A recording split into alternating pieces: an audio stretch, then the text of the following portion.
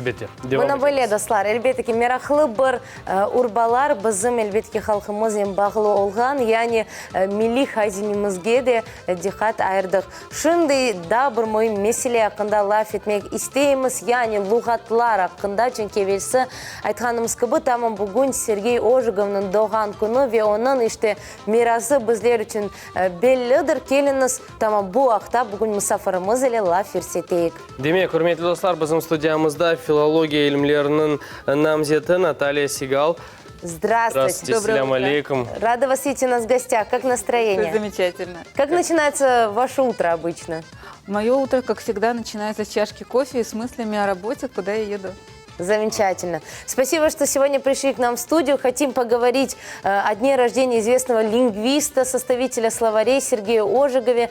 Расскажите нам о его личности, чем же он так важен и нужен. Мы, безусловно, знаем, но чтобы еще раз подчеркнуть, да, эту значимость, хотим сегодня проговорить это в нашей студии. Ну, вообще, хотелось бы, конечно, сказать, что практически любая личность, известная личность ученого, это многогранная личность. Точно такой же личностью был и Сергей Иванович Ожегов. Он родился в 1900 году. Мы с вами понимаем, что это тот период, который был связан и с революциями, и с Первой мировой войной, и со Второй мировой войной. Вот Сергей Иванович Ожегов непосредственно участие в войнах также принимал. В принципе, сказать, что он родился в семье, которая предполагала, что вдруг вырастет из него выдающийся ученый, нельзя, но это действительно была многогранная личность, которая во многом сама себя и сформировала. Безусловно, на него повлияли те люди, которые его окружали. Он изначально, завершив университет, помогал в создании первого такого, я неправильно говорю первого, но первого классического значимого толкового словаря. Это словарь под редакцией Дмитрия Ушакова. И работая с Ушаковым, очень многому у него научился. Вот если опять-таки характеризовать его как личность, могу сказать, что по воспоминаниям его семьи, современников, портрет Ушакова стоял у него на рабочем столе до последнего дня. То есть был примером, да? И примером, и вот такой вот образ соратник, учителя. Да, учитель. Но когда он писал вместе с Ушаковым словарь четырехтомный, словарь четырехтомный был опубликован в 1940 году, он все время думал о том, что должен быть словарь, который максимально доступен. То есть 4 тома с 1935 года до 1940 издаваемые, это, конечно, замечательно, это слишком много. А вот однотомник Ожегова, это его первый словарь авторский, это вот, конечно, то, что очень удобно, и это максимально полная систематизация слов, актуальных, нормативных для того времени. Причем это словарь, который претерпел максимальное количество переизданий. Мы знаем, что сначала он переиздавался при жизни Ожегова, это было 9 переизданий. После смерти уже помогали его издавать дальше, и до сих пор переиздается и пополняется. Замечательно. Кому сегодня нужен словарь? Практически всем. Я думаю, в любой сфере словарь Ожегова нужен и важен, да? Ну, словарь Ожегова, как и любой другой толковый словарь, важен для каждого из нас. Почему? Потому что встречают по одежке, провожают по уму. И если мы говорим с вами неумные вещи, то, наверное, нас проводят взглядом и далеко, и, соответственно, никому мы интересны не будем. Поэтому действительно это тот словарь, который помогает нам быть грамотными до сих пор. Основа основ. Основа основ. А вот все-таки такой интересный момент. Если, например, сравнить великих ученых, то есть их же было много, и составителей словарей было много, и из самых известных, конечно же, у нас это Даль и Ожегов. Какая разница между ними получится? Потому что это действительно два великих ученых, два великих составителя словарей. Разница колоссальная. Во-первых, Владимир Иванович Даль не профессиональный лексикограф. Мы с вами знаем, что он врач. Причем врач для своего времени достаточно известный. И мы помним, что, например, Пушкина последний путь провожал именно Владимир Иванович Даль. Они были друзьями, и даже Пушкин подарил ему свой перстень. И Даль тогда говорил о том, что как посмотрю на этот перстень, не могу сказать, сделать ничего неподходящего. Владимир Иванович Даль собирал не нормированную лексику, то есть не нормативную лексику, не кодифицированную лексику. Он ездил по городам и весям, собирал диалектную лексику. И это словарь живого великорусского языка. А вот Сергей Иванович Ожегов, в отличие от Владимира Ивановича Даля, именно собирал норму, классическую норму. Но если говорить вообще так честно, он же не только этот словарь издавал. Например, Сергей Иванович Ожегов вместе с Александром Александровичем Реформатским, это тоже выдающийся ученый, лингвист того же периода, составителем является словаря русского мата. Ух ты. Но Это тоже часть фольклора, тоже, да. это тоже часть Безусловно. языка, да, но она не входит, безусловно, в толковый словарь. И, конечно, Сергей Иванович прославился прежде всего этим толковым словарем, но нельзя забывать, что и это он изучал тоже, но отдельно. То есть, если Владимир Иванович Даль собирал и диалектную лексику, и устойчивые конструкции, фольклорные тексты и так далее, мы знаем, что кроме словаря у него еще и словарь пословиц и поговорки русского народа, то Сергей Иванович этот словарь предполагал как такая вот классическая норма, а вот другие его научные изыскания были связаны с другими нормами или антинормами в таком вот научном осмыслении. Так какие это научные изыскания? Что мы знаем, кроме толкового словаря? Кроме толкового словаря, мы знаем его словари орфоэпические, словари по культуре русской речи, написанные в соавторстве со многими другими учеными. Мы знаем, что Сергей Иванович Ожегов, в принципе, был личностью публичной и активной. И говорить о том, например, что, опять-таки, лексикографы или ученые – это такие тихие книжники, которые сидят в библиотеках с утра до ночи, мы не можем.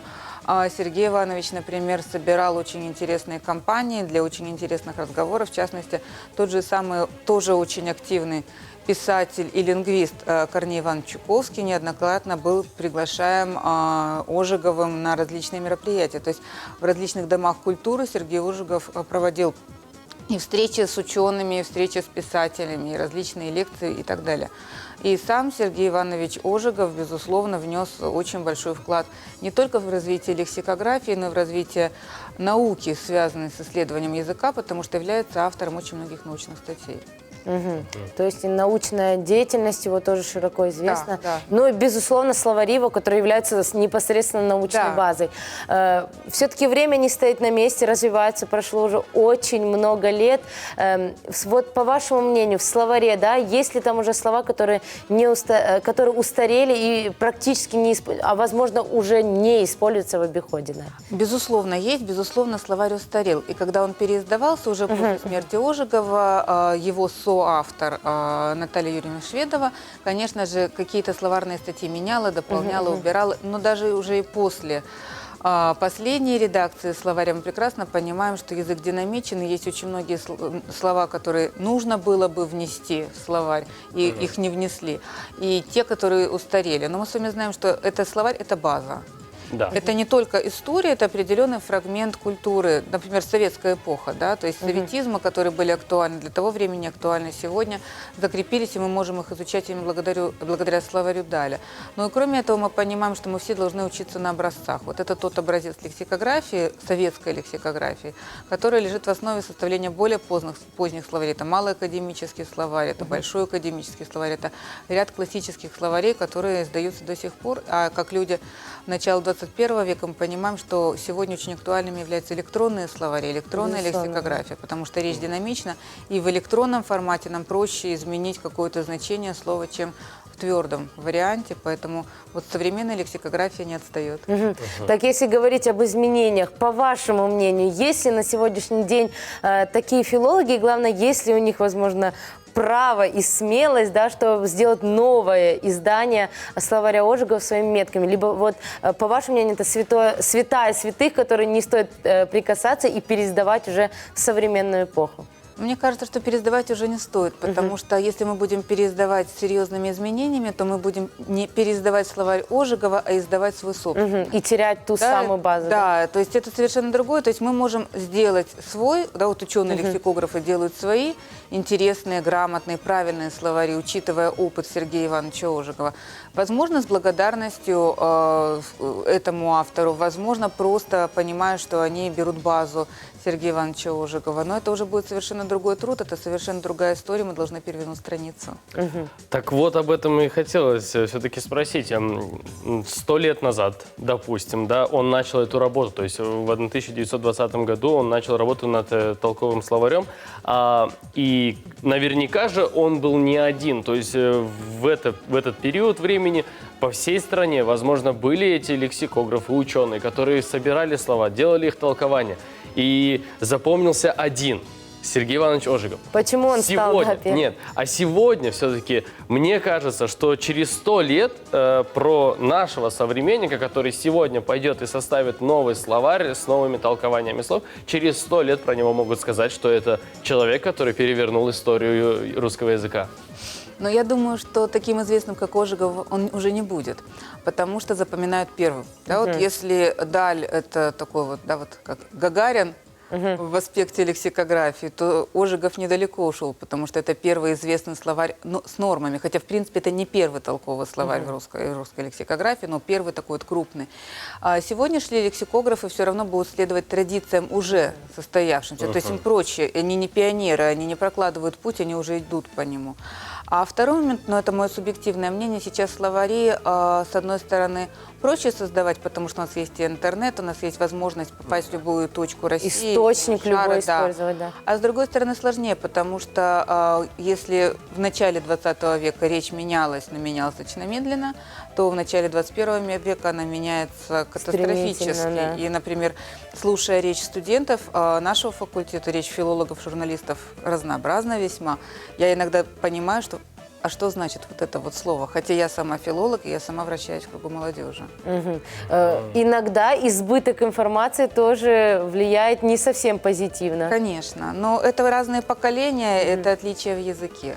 Их очень трудно зафиксировать, потому что они очень быстро уходят. Когда я говорю с филологами, например, о языке, да, вот, того времени, когда я была студенткой, это было совсем не в эпоху динозавров, так относительно недавно это было, они, например, не знают, что такое слово «пейджер».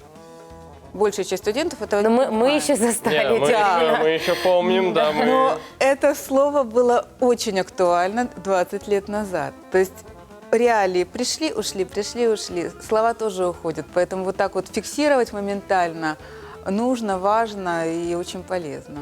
Слушайте, на самом деле вы сейчас так Али подкинули, почувствовал себя подкинули, да. старым. И на самом деле это же те слова, которые, ну, действительно появляются в жизни и очень быстро уходят. Да. То есть это, то есть с техникой вот так оно происходит, например. А нужно ли вообще эти слова внедрять в словари, вот по вашему мнению, те такие быстротечные? Конечно, нужно, потому что это эпоха, это история. Тогда вот есть определенная эпоха, советская эпоха, словари, слова советизма.